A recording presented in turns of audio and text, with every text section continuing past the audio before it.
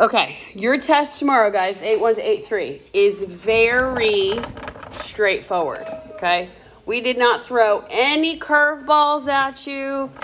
There's nothing unexpected. Are there fractions? Yes. Do you have to know the formulas? Yes. Do you need to show work? Yes. But there's nothing that we're expecting of you that we have not gone over a bunch. All right, the formulas that you need to know for arithmetic. How to write the rule. This is the formula for writing the explicit rule right here. A sub n equals A1. There should be a plus right here. Plus n minus d. N minus 1 times d. Make sure there's a plus there. And then you have to know the sum. Remember, to find the sum, you have n over 2. That's the number of terms. You need the first term and the last term. How do you find the number of terms? What do we talk about? How do you find the number of terms? Remember? Top minus bottom, right? Plus 1. Remember that. Remember that. Remember that. Remember that. Remember that. For your geometric, these are the 3 that you need to know, because for finite and infinite sums, there's 2 different. Finite means there's a beginning and an ending. Beginning and an ending. So you need to know the number of terms, and you're going to use this formula for the beginning and the end. Infinite, you just need to know the first term and the r. How do you find the first term, guys, if you're given the formula? If you're given the formula, how do you find the first term of something? You plug it in. You plug in whatever the bottom number is, right? If it's a sequence of numbers that they wrote out, you can just look and see the first term. But if you're given a function and it says find the indicated term, you're subbing in whatever the A, like that says A16, you want to find the 16th term, plug in 16. Read the directions. If it says no decimals, don't give me a decimal. Understand how to convert a decimal to a fraction in your calculator. That is important. All right, looking through this, we're just writing. You're going to have to write the rule. You're going to have to write the rule. You might be given a sequence where it doesn't tell you where if it's arithmetic or geometric. So how do you figure out the difference? What does arithmetic mean? Remind me. It's consistent. How? Arithmetic. How is it consistent? Yes. It's linear. You add the same. Yep, it's linear. You add or subtract the same thing every time. We get the common difference. That's the D, the common difference. Linear, arithmetic, you add or subtract the same thing every time. So if you notice here, to get from -3 to -8 to -13, we subtracted 5 each time. I told you there's 2 ways you can do this. You can do it linearly, where like Ms. Carver did here, she found the 0 term, she just went backwards, she found the y-intercept. Or you can use your arithmetic rule and just take the first term plus n minus 1 times your difference. Either way, I did it on the video both ways too. Either way you guys are comfortable with, go ahead and do. Questions on that? I just have a quick Yep. For, it's just the end. I didn't get the last part. Can you read it? It's top minus bottom. Plus 1. I'm going to go through that again over here. Notice here, you guys are going to have some factorial questions.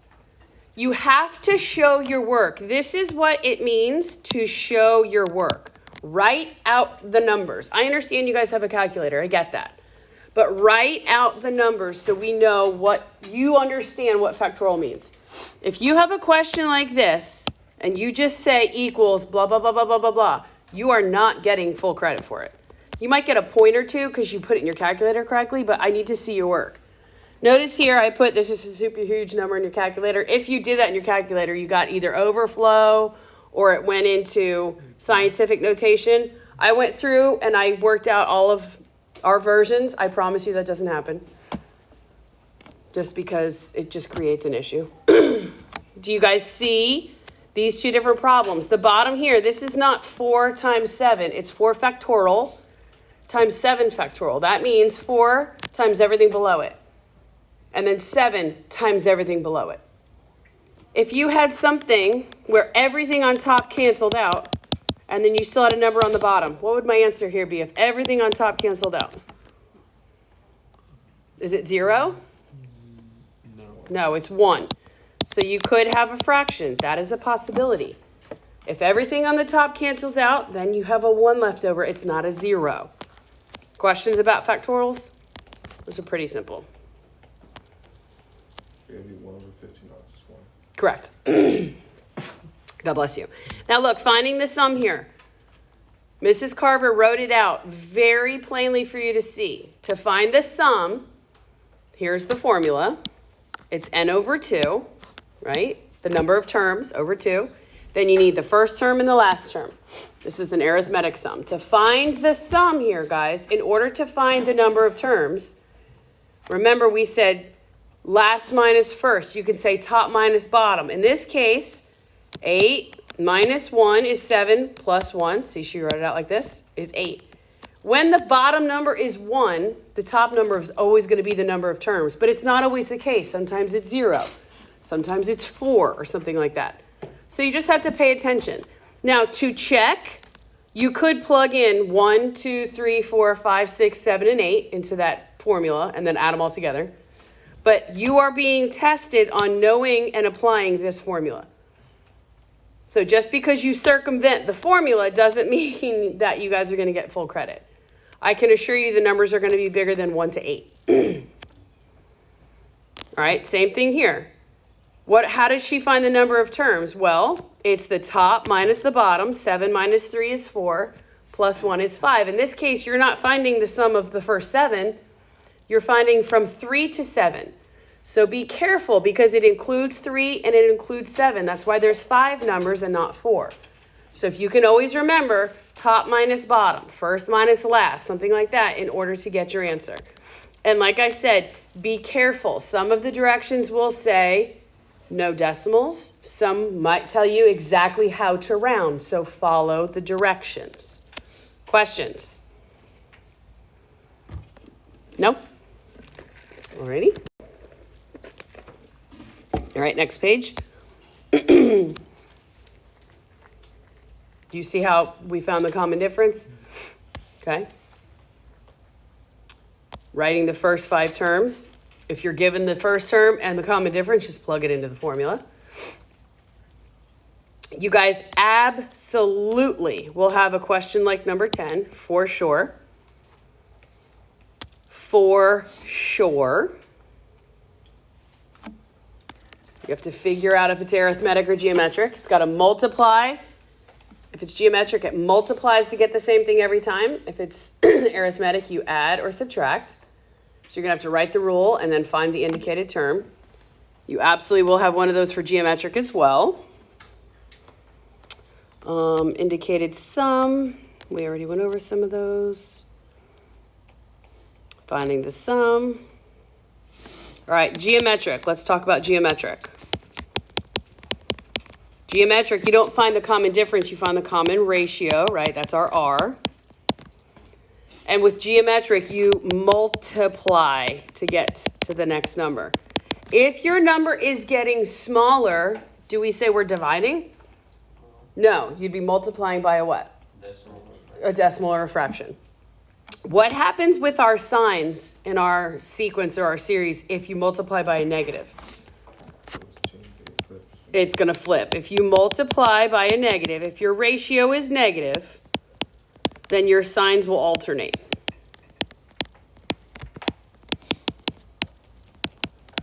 That's a good thing to remember. How do you find the common ratio? If you look at something, if it's a bunch of fractions, you're like, oh my gosh, I don't know. I can't tell if it multiplies by a fraction each time. How do you find the ratio? You take the second term divided by the first.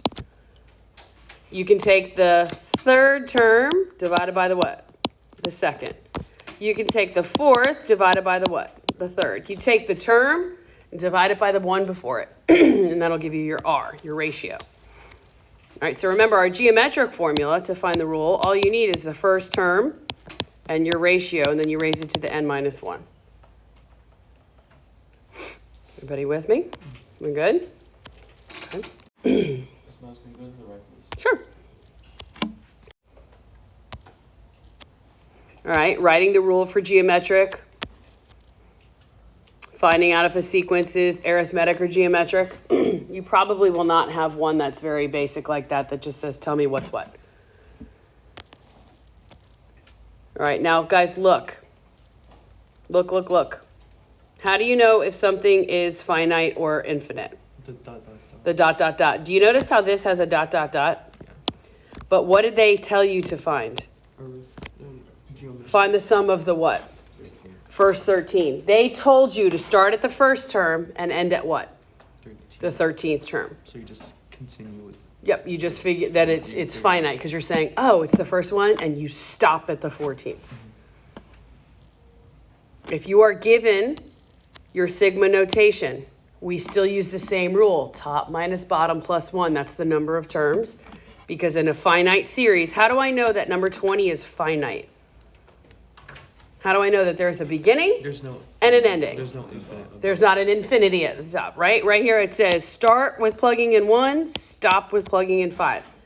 That means we use this formula. This 21 gives you A1. It tells you what the first term is. But it says infinite. You can also tell it's infinite because it goes dot, dot, dot. It doesn't tell you to stop at a specific. You have to pay attention to those things. Very important to pay attention to whether they tell you. Sometimes it says infinite in the directions, but it doesn't have to. It can be in sigma notation where it's telling you this is infinite because it's telling you your beginning and your ending. So it's very important that you guys see that. All right, we absolutely will have a question like 22. I want to go through 22 with you because I think this is the hardest question on the test. Is when you have to, you guys can find when you have the 5th term and the 12th term of an arithmetic and you set it up. We could do one of those if you need to, but the ones that are geometric, these are a little difficult sometimes. So we're going to work this out together. What did they give me in this problem? They gave me a sub 3 is 5, and they gave me a sub 8 is 1 over 625, correct? All right, so in this case, they told me it's geometric. When they tell you it's geometric, you can then go, okay, my rule is going to look something like this, right? But when they give you this, the first thing you're going to find is R. You want to find your ratio. In this case, they'll probably say something like this and then say find the, 12th term. I don't know how this is going to turn out, so just go with me. How do I figure out, what did we do? How did we figure this out the other day? It's the largest, and then. Okay, a sub 8 goes on the outside. It's the furthest away from the first term. And you said it equal to. A sub 3 times R. How do I get what my exponent is? Do you guys remember? You subtract. We find out how many spaces are between these two terms. 8 minus 3 is what? 5. So I am looking for R to the 5th power. Do you guys remember that? Okay. So my a sub 8, 1 over 625, equals my third term is 5 times R to the 5th. Now we just use algebra. What do I do? Divide 5. Divide both sides by 5. This is really 5 over 1, right? So I have R to the 5th equals, keep, 1 over 625, change, and I flip. 5 over 1 becomes 1 over 5, like that. Okay. So now what do I do, guys? You multiply. I multiply. What's 625 times 5? You guys have your calculators. Come on. Okay, so 1 over 3125. And you guys are thinking, oh my gosh, these numbers are getting so big. All right, that's okay. You have your calculators. How do I get R? I don't want R to the 5th. I want just R. I'm going to take the 5th root. If you guys don't know how to do that in your calculator right now, that's fine. That's fine. Just guess and check if you don't know how to do it. I'll answer questions in a second on your calculators if we have time at the end here. But this just becomes R equals, what number times itself 5 times gives me 1? Gives me 1. And then what number times itself 5 times gives me 3125? 5, right? 5 to the 5th power. So 5 to the 5th power. So my R is 1/5. My R is 1/5. Now, we can do two ways. You can try and figure out the first term to then find the 12th term. Or we can say, all right, we're going to find the 12th term using the information they've given us. What term do we already know? We know two different terms. What terms do we already know? We know the third one, and we know the 8th one. We're trying to find the 12th. Doesn't matter which one you use. If I use the 8th term, then what am I going to raise my R to find the 12th? To the 4th power. Why? Because you subtract 12. Because 12 minus 8. If I use the third term, what do I raise my R to? 9th, because it's 9 spaces away. It doesn't matter. I'm going to use the 8th term because it's closer. So I'm going to say this would be the same as the 8th term times R. Again, how do you figure out what your exponent's going to be in this case? You subtract. 12 minus 8 is 4, so I'm going to use the 4th power. This is just calculator work, guys. A to the 12th equals, my 8th term was 1 over 625. And I'm timesing that by 1/5 to the what power? 4th power. 12 minus 8. Now, guys, you have a calculator. Don't turn this into a decimal. The 12th term happens to be something teeny tiny, whatever. What's 1 to the 4th power is 1, right? What's 5 to the 4th power? 625, okay. So my 12th term is 1 over, what's 625 times 625?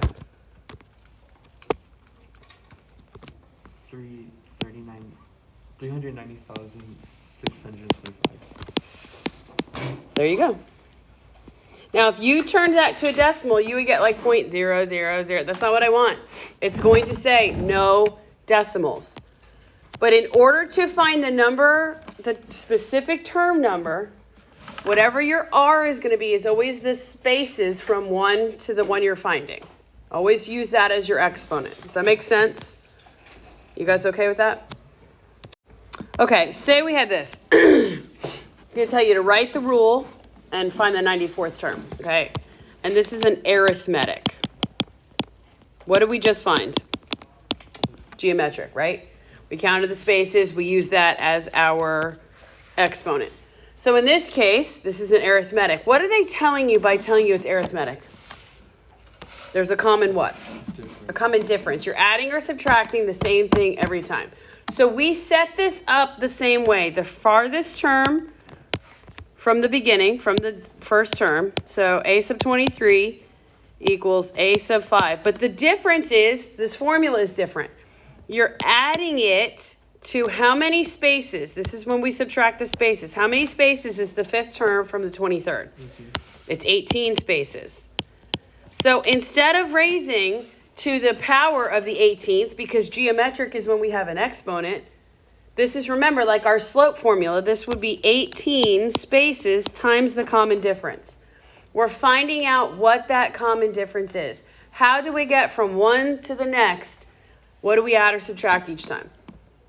So now we fill in what we know. We know that the 23rd term is negative 157. I know that my 5th term is negative 31 plus 18 times the common difference. 18 is the number of spaces away. Arithmetic. This is how we set up arithmetic when we're trying to find. Arithmetic is multiplying something, multiplying the space number by the common difference. It's finding your slope. Geometric is when we use R is our exponent, so it's raised to something. So now when we solve this, guys, add 31 to both sides, right? What's negative 157 plus 31?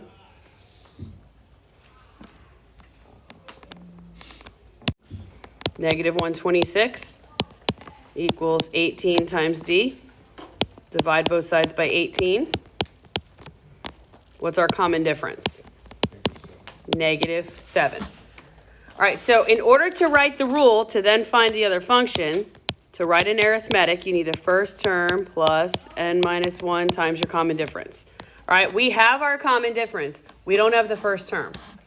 Couple ways you guys can find the first term. I think the easiest thing to do is to just say, okay, I have the fifth term. What is the fifth term? Negative 31. How do I find the first term? You add 7. I'm going to add 7. So negative 31 plus 7 is what? Negative what? Negative 24 plus 7. Negative 17. Negative 17 plus 7. Negative 10. Negative 10 plus 7. Negative 3. So you can say, okay, my first term is negative 3 plus n minus 1 times negative 7. So to write the rule, you have negative 3 minus 7n plus 7, correct? So your rule for this series or sequence, is negative 7n plus 4. First part is finding the rule. Given two terms, what's the rule? Now you have to find the given term that they want. What term do they want here? 12? The 94th. Yeah. It's always going to be further away, bigger if it's arithmetic. Because geometric gets too small or too big in a quick amount of time. So 94th. So a sub 94, how do you find that? Negative 7 times 94. Negative 7 times 94 plus 4. Do that in your calculator. That's all I need to see is that you understand to plug in 94. So what's negative 7 times 94 plus 4? Negative 654. Negative 654. And there's your 94th term. You guys are literally finding slope-intercept with arithmetic. You could have, right? Could we have gone back one more to find the 0 term? Yeah. We would have added 7 and gotten 4, right? So then if your slope was negative 7 and your 0 term was 4, then you already wrote your formula. Do you guys see the correlation? Yeah. Is that the only way you can find the first term? All right, questions? All right, Becky just asked a good question. She said, can you use a rule to figure out, like instead of doing this, to just work backwards to find the first term? Can you use a rule? And you can. We can set it up again. We were trying to find the first term, right? So if you're trying to find the first term, use one that's given. We have the fifth term given to us, right? And the 23rd term. So you can use either one. It doesn't matter. So we're going to set it up. I'm going to use the fifth term. Which is further away from the first term? The fifth one or the first one? The fifth one, right? So I'm going to set it up where whatever's furthest always goes to the left side of the equal sign. And then we're going to use the same premise. We're trying to find the first term. So it'd be plus, how many spaces away is the first term from the fifth term? 4. And then what was our common difference? Right? We're going to times by our common difference, which we already found the common difference, correct? So a sub 5, what is a sub 5? It's negative 31 equals the first term plus 4 times, what was the common difference? Negative 7. So I have negative 31 equals a sub 1 minus 28. Yeah? Add 28 to both sides.